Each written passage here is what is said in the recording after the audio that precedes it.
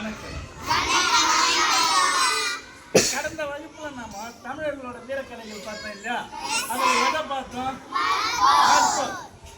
அது மட்டும் இல்லாம ஏறு தழுவுதல், சிலம்பாட்டம், அப்புறம் வில்வித்தை, இன்னும் வேற நிறைய விளையாட்டு இருக்கு இல்லையா? இந்த விளையாட்டுகள்ல இப்போ நாம இன்னைக்கு பார்க்க போறது எதுன்னா சிலம்பாட்டம். என்னது? சிலம்பாட்டம். இப்போ சிலம்பாட்டத்தை பற்றி நாம தகவலை தெரிஞ்சுக்க போறோம். அதோட இல்லாம சிலம்பாட்டம் எப்படி அப்படின்றது இரு மாணவர்களும் செய்து காமிக்க போறாங்க. சரியா? பார்க்கும்போது சரி. சிலம்பாட்டத்துக்கு சிலம்புன்னா பொருள் என்னம்மா? ஒலித்தல். சிலம்புன்னா என்னது? ஒலித்தல். சரி, சிலம்பாட்டம்னு ஏன் இதுக்கு பேர் வச்சாங்க? அதாவது சிலம்பாட்டத்தில் அந்த கம்பை சுழற்றும் போது ஒலி ஏற்படுது இல்லையா? அந்த ஒலியை அடிப்படையாக கொண்டு இந்த சிலம்பாட்டம் பேர் வச்சாங்க. சரி, சிலம்பாட்டத்துக்கு நாம் எதை பயன்படுத்துவாங்க? சிறுவாரை கம்பு என்கிற மூங்கில பயன்படுத்துவாங்க. ஏன் அதை பயன்படுத்துகிறாங்க? அந்த கம்பானது வளைந்து கொடுக்கக்கூடியது. அது எதுன்னு பார்ப்போமா? இப்போ இங்கே இருக்குது பார்த்தீங்களா? இதுதான் அந்த சிலம்பு. சிலம்பாட்டத்துக்கு பயன்படுத்தக்கூடிய கம்பு. இது சிறுவாரை கம்புன்ற மூங்கிலிருந்து செய்யப்பட்டது. சரியா? சரி, இந்த சிலம்பாட்டன்றது எந்த கலையை சேர்ந்ததுமா? இது தற்காப்பு கலை. இந்த சிலம்பாட்டத்தோட அடிப்படை என்னன்னா என்னது? எதிராளி வீசக்கூடிய கம்பை தடுத்தல், அந்த அவர்களின் உடலின் மீது தொடுதல். இதுதான் சிலம்பாட்டத்தோட அடிப்படை இல்லையா? சரி, இது ஒரு தற்காப்பு கலையாக இருந்து இப்போ வீர விளையாட்டில் சேர்த்துருக்காங்க இல்லையா?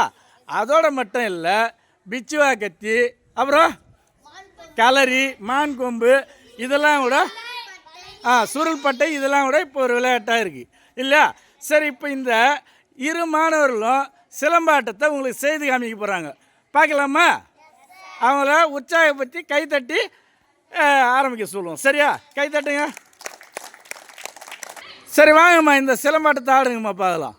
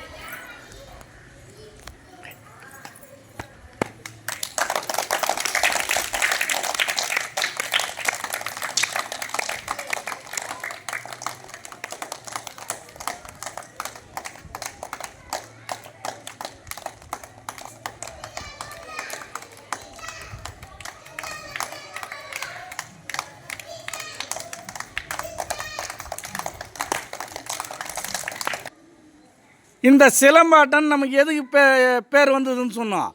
அந்த கம்பு சுற்றும் போது சத்தம் வரும் இல்லையா?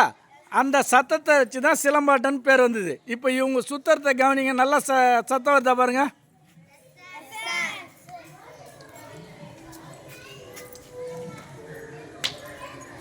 அருமை அருமை, கிளாப் பண்ணுங்க. நம்ம இப்போ சிலம்பாட்டத்தை பற்றி தெரிஞ்சுக்கணுமா? அடுத்து இன்னொரு விளையாட்டு பார்க்க போகிறோம். என்ன விளையாட்டு தெரியுமா? அது வில்வித்தை பார்க்க போகிறோம். சரியா?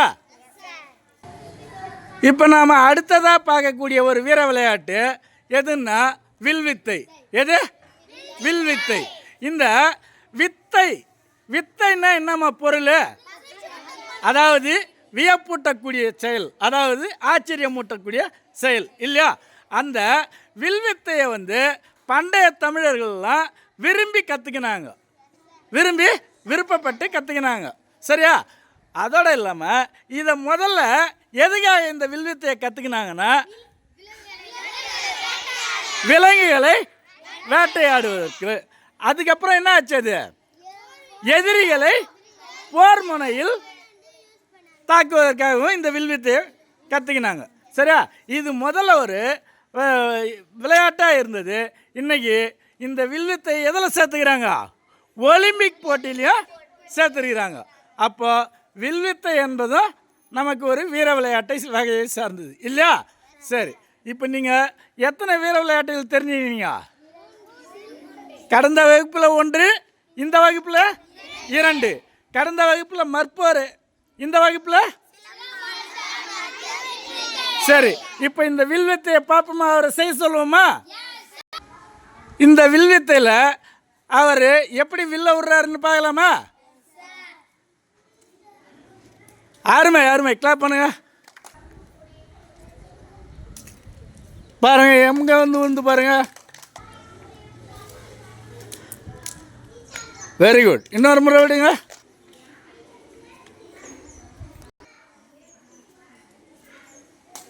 அருமை அருமை அருமை. சரிம்மா, நாம் இப்போ வில்வித்தையும் சிலம்பாட்டமும் பார்த்தோம் இல்லையா? புரிஞ்சுதா இது? சரி, வெரி குட். இந்த தற்காப்பு கலைகளை நாமளும் தெரிஞ்சு வச்சுக்கலாம். சரியா? நன்றி.